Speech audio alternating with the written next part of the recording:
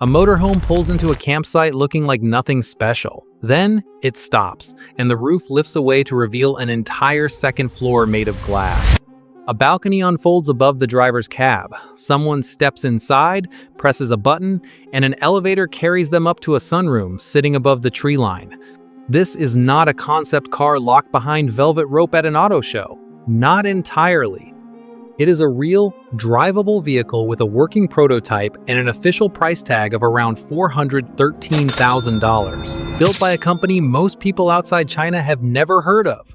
By the end of this video, you will understand why an ordinary Chinese van maker looked at a century of motorhome design and decided the entire industry had been building the wrong shape. To understand why this vehicle exists, you have to understand the company behind it. SAIC Maxus is part of SAIC Motor, one of China's largest and oldest automakers, the same parent company behind the British sports car brand MG. Maxus itself is a relatively young name in the Chinese market, built mostly around vans, pickups, and multi-purpose vehicles, the unglamorous backbone of commercial transport. It is not a company anyone would associate with luxury, and it is not their first attempt at a recreational vehicle either. Before the Villa edition, Maxus had already released a simpler pop-top camper van called the RG20, built on the same kind of commercial van platform. That existing camper experience is part of why the Villa edition does not feel like a stunt built by a team with no relevant background. It feels like the most extreme expression of something the company had already been quietly practicing, and that is exactly the gap Maxus decided to fill. Rather than compete with China's growing field of luxury RV builders by copying the traditional single-story box that European and American manufacturers have refined for decades, Maxus asked a different question entirely. What if a motorhome did not have to look or behave like a motorhome at all? What if it looked like a townhouse that happened to have wheels? The vehicle that came out of that question is called the Motorhome V90 Villa Edition, and it was revealed at a premiere event in China in October of 2020, positioned as the flagship of an entire customization program Maxus was building around its V90 platform. That platform is not exotic. The Maxus V90 is a mid-size commercial van, the kind of vehicle used for cargo runs and passenger shuttles across China, powered in its standard form by a turbocharged diesel engine. Underneath all the glass and hydraulics, the Villa Edition begins life as a Class C cutaway, the same basic van chassis category used for countless conventional motorhomes around the world. That is part of what makes it strange to look at. On the road, moving down a highway, the V90 looks like a well-proportioned, fairly ordinary motorhome. Nothing about its silhouette while driving hints at what happens the moment it stops moving. There is a practical logic hiding underneath the spectacle too. Building a luxury motorhome from scratch on a bespoke chassis designed for nothing else is exactly how companies like Marchi Mobile and Volkner end up charging millions of dollars for a single unit, because every part has to be engineered and hand-assembled from zero. Maxus already builds the V90 at meaningful volume for ordinary commercial customers, as a mainstream van in its regular lineup. By starting from that same production line and layering the transformation on top of it, the company gets access to a mass manufacturer's parts, supply, service network, and assembly infrastructure. The kind of foundation a boutique coach builder in Austria or Germany simply does not have. That is a large part of how a vehicle with a working elevator and a glass-walled second floor can be priced at a fraction of what smaller specialist builders charge for far simpler party tricks. Before the Villa Edition, Maxus had already been experimenting quietly with what a van could become. The V90 family had spawned a whole lineup of specialty conversions: a locomotive edition, a mate edition, a camping edition, even a collaboration model built around IKEA furniture systems. Each one tested a different idea about what people wanted from a home on wheels. The Villa Edition was the point where all of that experimentation collided into a single, maximalist statement, the version built not to sell in volume, but to prove what the platform and the company was capable of. Here is where the story turns.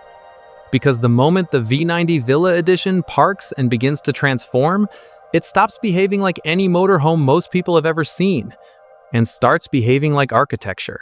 The transformation begins low. Two hydraulic slide-outs extend from the sides of the ground floor, widening the interior from a standard van-sized cabin into a genuine living space of around 215 square feet, close to 20 square meters. For a vehicle that just rolled in on four wheels, that alone is already more generous than most Class C motorhomes offer at twice the price. Walk through what would be the sliding door of an ordinary van conversion, and instead you find a kitchen with a cooktop, a built-in oven, a sink, and a full-size refrigerator freezer arranged along one wall. Facing it is a long, wraparound couch built into an L shape, running from the mid-cabin back toward a small bar area, the kind of layout you would expect in a compact city apartment, not a vehicle.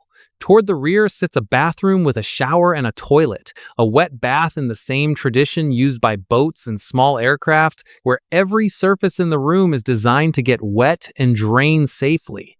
Reporters who have reviewed footage of the vehicle describe it as running largely on electric systems rather than the propane setups common in Western RVs, though Maxus itself has not published a full technical breakdown to confirm that. What is confirmed is the Integrated Power Management Center, which ties lighting, climate control, and other amenities together and lets the owner run them from a smartphone or a tablet using gestures or voice commands instead of physical switches. Close the door on that ground floor alone before the roof has moved an inch, and you would already be forgiven for forgetting you were sitting inside a vehicle at all. This is where the first turning point becomes clear. Maxus was not thinking about this vehicle as a converted van. They were thinking about it as a smart home that could drive itself to a mountainside. But the ground floor, as impressive as it is only the setup. The real escalation happens above it. At the press of a button, the entire roof of the Villa Edition begins to rise. This is not a small pop-top vent or a fabric tent extension. Folded glass panels built into the roofline unfold and lock upright as the structure lifts, and within moments, what was a flat roof becomes a fully enclosed second story, a glass-walled room floating above the vehicle's frame, adding roughly 133 square feet, more than 12 square meters, of additional space that did not exist 5 minutes earlier. Step inside that upper room and you are surrounded on nearly every side by glass, the kind of wraparound view usually reserved for hilltop homes or observation decks, not a vehicle parked in a gravel lot. The company describes it as flexible enough to serve as a sunlit lounge, a tea room, or even a private yoga space, a room whose purpose changes with whatever the owner wants that day. Stepping further forward from that upper room, a walkout balcony extends over the driver's cab. Small, almost like a Juliet balcony on a townhouse, but real enough to stand on.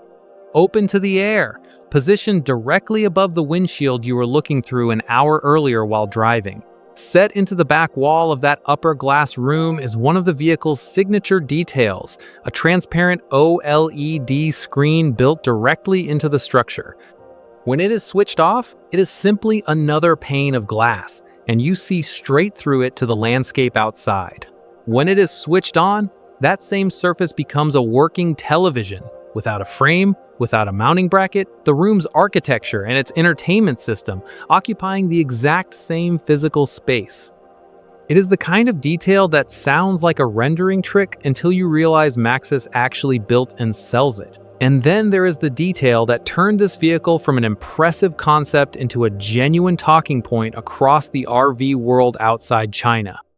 To get from the ground floor to that second story, you do not climb a ladder, and you do not fold down a narrow staircase. You step into a compact, fully functional, single-person elevator built into the cabin, press a button, and ride quietly upward. It is, as far as anyone covering the RV industry internationally has been able to determine, one of the only motorhomes anywhere in the world, production or prototype, to include a working elevator as a factory-built feature, not a converted bus, Not a one-off custom build for a private client, a showcase flagship with an official price tag attached, built by a company with the manufacturing scale to actually produce it. It is a small mechanism, barely large enough for one adult standing still. And yet, it is the single detail that keeps showing up first in every write-up, every reaction, every comment section discussing this vehicle. Not the glass room, not the balcony, the elevator. Because somewhere along the way, an engineering team looked at a folding ladder, the default solution every other manufacturer had settled for, and decided that was simply not good enough. Every part of this vehicle, taken individually, might read as a novelty. A pop-up glass room, a transparent television built into a wall, a small balcony over a windshield. But stack all of it onto a single platform, priced at approximately $413,000 in China, and something else becomes visible. This is where the story pays off. To put that price into context, some of the wildest, most extreme luxury motorhomes built anywhere in the world sell for $2, $3, even $7 million. Vehicles carrying supercars in hydraulic garages or certified helipads on their roofs. The V90 Villa Edition costs a small fraction of any of those, and yet it includes a feature, a working elevator connecting two full stories that none of those far more expensive vehicles offer at all. That is not a coincidence. And it is not simply Maxus undercutting the competition on price. It reflects a completely different starting assumption about what a motorhome is supposed to be.